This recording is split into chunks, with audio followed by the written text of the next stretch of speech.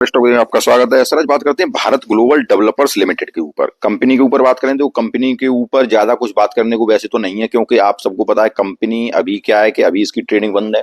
और ट्रेडिंग बंद होने के बाद हो सकता है कि किसी के अकाउंट में 68 का लगभग दिखा रही है और किसी के में कुछ और दिखा रही हो, ऐसा भी हो सकता है। लेकिन अब बात आती है कि जो आप लोग बार बार प्रश्न पूछते हैं, मैं उसके ऊपर थोड़ा सा आपको थोड़ा जानकारी भी मिलेगी और आपको ये भी पता चलेगा इसी कंपनी के ऊपर नहीं, अन्य कंपनियों के ऊपर भी आपको ये जानकारी मिलेगी कि अगर बार बार प्रश्न पूछा जाता है कि सर हमें इसमें कितना पैसा वापस मिलेगा, सर हमें इसमें कितना हमारा पैसा वापस मिलेगा कि नहीं मिलेगा, हमें क्या मिलेगा, हमें कितना मिलेगा, बार बार प्रश्न आते हैं कि इसमें सर क्या होगा। देखो, सबसे पहली बात, कंपनी में अभी सेबी की तरफ से जांच चल रही है, तो उसमें ऐसी कोई भी अपडेट नहीं आई है कि कंपनी बंद हो रही है या कंपनी क्या हो रहा है, ऐसा कुछ भी अपडेट नहीं है। ये वीडियो केवल मैं आपको एक जानकारी के देने के लिए बना रहा हूं कि अगर कंपनी, अब यही कंपनी नहीं, आपकी अगर कोई और भी कंपनी अगर बंद होती है या डीलिस्ट होती है, ठीक है सर, क्या होता है अगर बंद होती है या डीलिस्ट होती है तो आपको पैसा कितना मिलता है और आपको पैसा कैसे मिलता है, तो उस सारी बातों में चर्चा करेंगे। और उसमें आप ये मत समझिएगा कि भारत ग्लोबल डेवलपर्स ने कोई ऐसी अपडेट दी है कि कंपनी बंद हो रही है, ऐसा कुछ भी नहीं है, ठीक है सर। ऐसी कोई अपडेट नहीं आई है जिससे कि ये हो कि भारत ग्लोबल डेवलपर्स लिमिटेड बंद हो रहा है, ठीक है। अभी ऐसी इसकी कोई भी अपडेट नहीं है। अब मैं जो आपको जानकारी देना चाह रहा हूं वो केवल ये जानकारी देना चाह रहा हूं कि अगर कंपनी डीलिस्ट, जो भी कंपनी डीलिस्ट होती है, या चाहे ये कंपनी हो या कोई अन्य कंपनी हो, जब डीलिस्ट होती है तो शेयर धारकों को कितना पैसा मिलता है, कैसे पैसे मिलता है, पूरी जानकारी मैं आपको देना चाह रहा हूं, ठीक है सर। तो उसके बारे में सबसे पहले हम बात करते हैं कंपनी की। सबसे पहले बात करते हैं कंपनी की डीलिस्टिंग होती कब है और कैसे होती है, उसके बारे में बात करते हैं। वीडियो आपकी पूरी जानकारी के लिए है और ये जानकारी आपको अभी के लिए नहीं, काफी आगे के लिए भी काम करेगी। जब आपको हो सकता है कि कभी भविष्य में कोई कंपनी डीलिस्ट हो जिसके पास, क्योंकि ये देखो किसी को नहीं पता मार्केट में कौन सी कंपनी कैसी भी हो और कब डीलिस्ट हो, ऐसा किसी को नहीं पता है। हो सकता है स्वैच्छिक, अब डीलिस्ट अगर आप देखें तो डीलिस्टिंग तब होती है जब किसी स्टॉक को एक्सचेंज से हटा दिया जाता है, ठीक है। जब एक्सचेंज से, जब मतलब या तो एनएसई से, एनएसई पे लिस्टेड होता है या किस पे होता है, बीएसई पे लिस्टेड होता है। अब अगर एनएसई बीएसई से जब स्टॉक को हटा दिया जाता है तब होती है वो डीलिस्टिंग की, तब वो डीलिस्टिंग कहलाता है। अब वो डीलिस्टिंग कितने प्रकार की होती है, अब उसको डीलिस्टिंग आपका ये अनिवार्य अथवा स्वैच्छिक हो सकता है, ठीक है सर। अब आप समझिए इसमें कि ये मतलब या तो स्वैच्छिक हो सकता है, स्वैच्छिक का मतलब अपनी इच्छा से कौन कर सकता है, प्रमोटर कर सकते हैं। और अनिवार्य कौन कर सकता है, अनिवार्य कर सकता है सेबी। कौन कर सकता है सर, सेबी, ठीक है। जब सेबी उसको या तो अनिवार्य कर सकता है, अनिवार्य का मतलब जबरन करा सकता है, और स्वैच्छिक, स्वैच्छिक मतलब जब अपनी इच्छा से हो सकता है, ठीक है सर। उसको देखिए। अब देखिए, जो स्टॉक एक्सचेंज की आवश्यकताओं को पूरा करने में विफल रहते हैं उन्हें बाहर निकाले जाने और सूची से हटा दिए जाने का जोखिम रहता है या वो काम होता है, ठीक है। अब हम बात करते हैं कि दो प्रकार की जो मैंने आपको बताई, एक तो हो गई स्वैच्छिक डीलिस्टिंग और एक हो गई अस्वैच्छिक। अस्वैच्छिक का मतलब जो बिना इच्छा के होता है, या मतलब किसी ऐसी मतलब या तो सेबी के द्वारा होता है जब उसमें कुछ कमियां पकड़ी जाती हैं, या मतलब स्वैच्छिक होता है। अब क्या होता है, अब स्वैच्छिक अगर होता है तब आपको पैसा कितना मिलता है, मतलब जब कंपनी के प्रमोटर, जब कंपनी के प्रमोटर, ठीक है सर, कंपनी के प्रमोटर खुद ही करते हैं डीलिस्टिंग कंपनी को। कंपनी के प्रमोटर क्या करते हैं, अब वो प्रमोटर करते हैं, ठीक है सर, प्रमोटर अब कुछ खुद ही करते हैं, मतलब स्वयं करते हैं, ठीक है सर। तो ये हो गया स्वैच्छिक डीलिस्टिंग। जब स्वयं करते हैं तब, अब देखते हैं स्वयं करते हैं तब क्या होता है। अब देखिए, जब कंपनी स्वतः, उसके प्रमोटर जो हैं, तो जब स्वतः डीलिस्टिंग करते हैं तो स्वतः डीलिस्टिंग में देखो, स्वतः डीलिस्टिंग भी इस प्रकार से नहीं हो जाती है। स्वतः डीलिस्टिंग करने के लिए भी आपकी मंजूरी उन्हें लेनी पड़ेगी। उसके द्वारा, उसके बाद क्या करते हैं, प्रमोटरों को किसकी मंजूरी लेनी पड़ेगी, सेबी की मंजूरी लेनी पड़ेगी। किसकी, सेबी की मंजूरी लेनी पड़ेगी, और जिस एक्सचेंज पे काम कर रहे हैं उनकी भी मंजूरी लेनी पड़ेगी, तब उसको हम स्वतः डीलिस्टिंग प्रमोटर कर सकते हैं। अब देखो, स्वतः डीलिस्टिंग में क्या होता है, अगर स्वतः डीलिस्टिंग हो रही है कंपनी, मतलब प्रमोटर खुद ही डीलिस्ट कर रहे हैं, तो क्या होगा, तो क्या होगा, जो शेयर जो आपके पास हैं, आप जो आपके पास शेयर हैं उनको या तो प्रमोटर जो हैं वो खुद ही खरीदेंगे, ठीक है, खुद खरीदेंगे उनको, और वो एक बोली लगाई जाएगी जिसमें आपके पास ऑप्शन होगा, किसके पास, जो शेयर धारक हैं। ये बात आप समझिए, जो शेयर धारक हैं उनके पास एक ऑप्शन होता है कि आप कितने में मतलब शेयर को खरीद रहे हैं उनसे।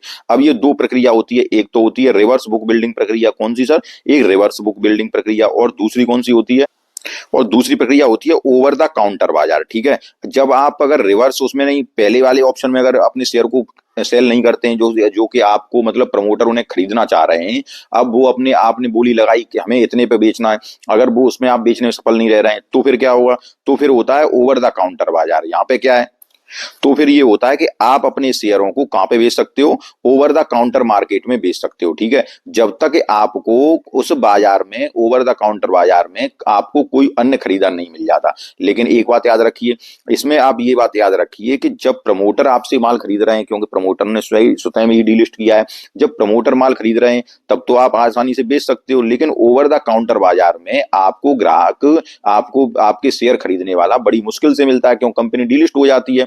ठीक है सर, अब बात आती है, तो आपने समझ लिया जब स्वैच्छिक डीलिस्ट होती है, कंपनी अपने आप से डीलिस्ट होती है तब। अब कंपनी जब अनैच्छिक डीलिस्ट होती है, अनैच्छिक मतलब सेबी के द्वारा, अनैच्छिक डीलिस्ट कैसी है, जब सेबी के द्वारा अगर कोई प्रॉब्लम्स उसमें आती हैं तब अगर डीलिस्ट होती है। अब आती है अनैच्छिक डीलिस्टिंग। अनैच्छिक डीलिस्टिंग क्या होती है, अनैच्छिक डीलिस्टिंग होती है कि जब किसी कंपनी की खराब वित्तीय सेहत या खराब कारपोरेट प्रशासन का संकेत होती है, एक्सचेंज द्वारा जारी की गई चेतावनियों को भी गंभीरता से नहीं लिया जाता है।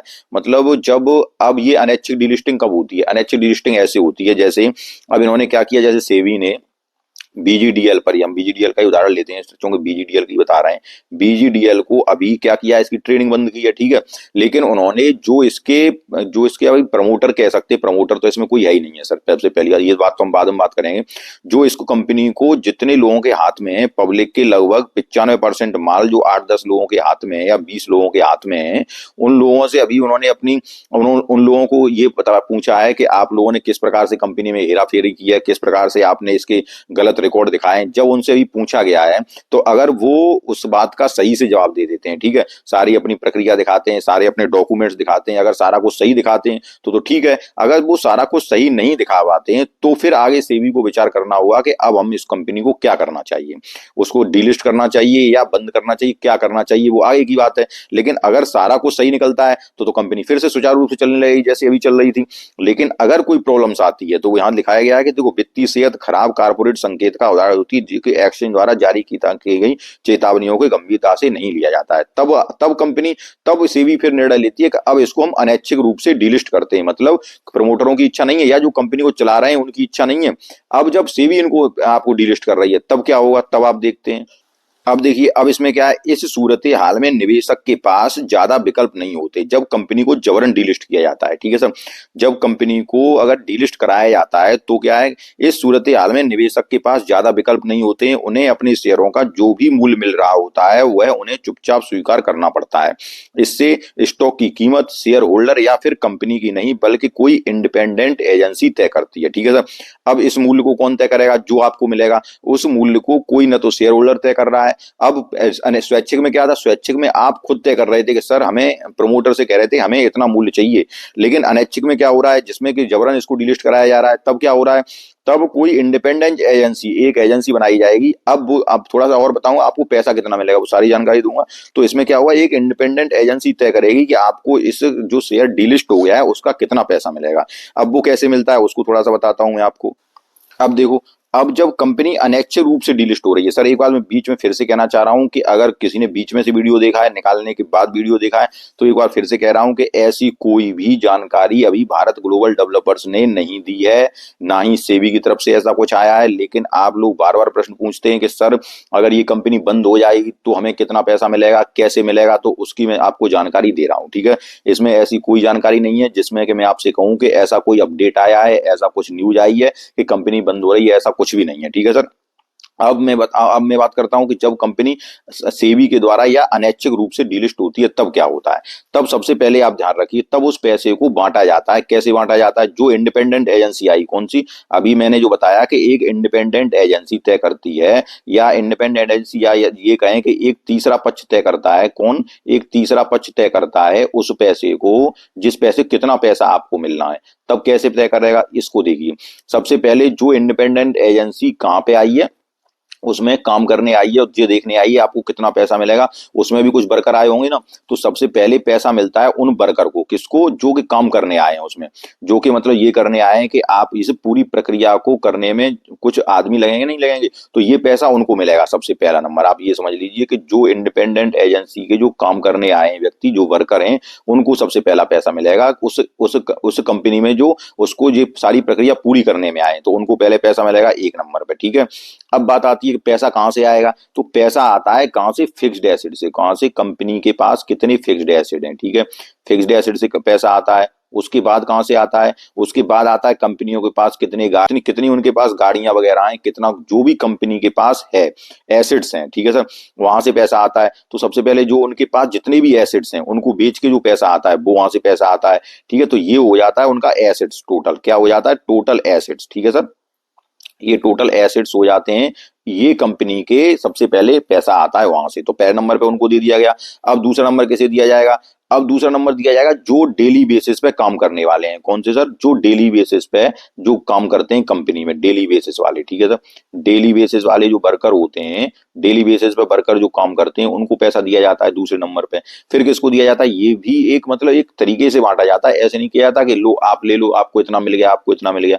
फिर किसको मिलता है, फिर उनको मिलता है जो कि इसके सिक्योरिटी, जो आपके सिक्योर सिक्योर जो आपके इसमें, फिर मिलता है एक सिक्योर क्रेडिटर को पैसा मिलता है, जो कि कंपनी की सिक्योरिटी को लेते हैं। मान लो जो कंपनी चल रही है तो उसकी कोई ना कोई जिम्मेदारी भी लेते हैं, तो जो पैसा उसमें लगाते हैं उन लोगों को पैसा मिलता है। उसके बाद तीसरे नंबर पे, चौथे नंबर किसको पैसा मिलता है, उसके बाद पैसा मिलता है जो कंपनी में एम्प्लॉय है। कौन, जो कंपनी में एम्प्लॉय है, एम्प्लॉय को पैसा मिलता है, जो कंपनी में काम कर रहे हैं, ठीक है सर, एम्प्लॉय को पैसा मिलता है। उसके बाद पैसा किसको मिलता है, उसके बाद पैसा मिलता है गवर्नमेंट को ही पैसा मिलता है। किसको, जो गवर्नमेंट का भी ना कुछ जैसे टैक्स वगैरह होंगे कुछ, ठीक है सर, गवर्नमेंट के कुछ टैक्स होंगे या कुछ ऐसे टैक्स होंगे जो अनपेड टैक्स होंगे कंपनी के, उनको पैसा मिलता है। उसके बाद पैसा मिलता है, उसके बाद कोई जब वैसे बिल वगैरह बकाया है कुछ, उनको पैसा मिलता है, जो सारे के सारे चुकता किए जाते हैं, कितने उस पर बिल है, कितना कितना, चाहे बिजली का बिल हुआ, चाहे और जो बिल हुए, सारे के सारे जो भी बिल होंगे उसके, उनको पैसा दिया जाता है। उसके बाद मिलता है पैसा, आपके दो प्रकार के शेयर होल्डर आ गए, उसके बाद मिलता है प्रीफरेंस शेयर होल्डर को। किसको, प्रीफरेंस शेयर होल्डर को, ठीक है। अब प्रीफरेंस शेयर होल्डर को पैसा मिलता है, उसके बाद जो इक्विटी शेयर होल्डर का नंबर आता है, ठीक है सर, इक्विटी शेयर होल्डर जो कि आप हैं, ये इक्विटी शेयर होल्डर का नंबर आता है सबसे बाद में, ठीक है सर। इक्विटी शेयर होल्डर जो कि आप हैं, उनको पैसा मिलता है सबसे बाद में।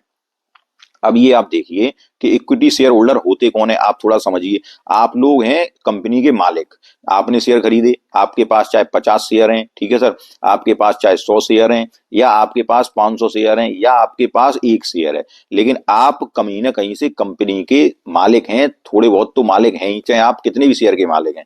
तो अब मालिकों को पैसा एकदम तो मिल नहीं जाएगा। आप सोच रहे हो कि हमें पैसा कितना मिलेगा, हमें पैसा कितना मिलेगा, सब सर पूरे एम्प्लॉय को पैसा दिया जाएगा, उसके बाद शेष लोगों को पैसा दिया जाएगा। आपका नंबर आता है सबसे लास्ट में, ठीक है सर, सबसे लास्ट में नंबर आता है। और वो भी कैसे आता है, वो भी आता है एसेट्स बेच के, ठीक है, कंपनी के पास कितने फिक्स्ड एसेट हैं, कंपनी के पास क्या कुछ है, वो सारा कुछ बेच के तब जो पैसा मिलता है वो आप लोगों को पैसा मिलता है, और वो भी सबसे अंत में, ठीक है।